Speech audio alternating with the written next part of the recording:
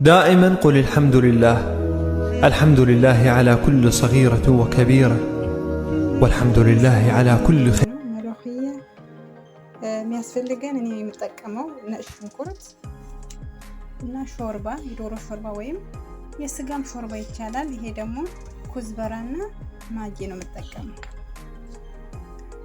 ሾርባው ቀጥታ መለውያው ላይ ጨምረዋለሁኝ።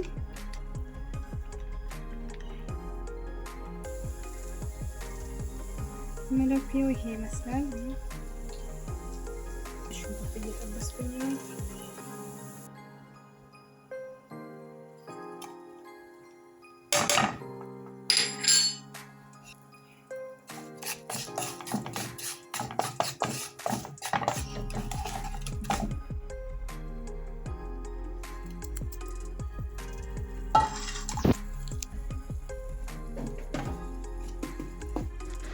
በደንብ አድርጌ ነጭ ሽንኩርቱና መለውያው አዋህደዋለሁኝ።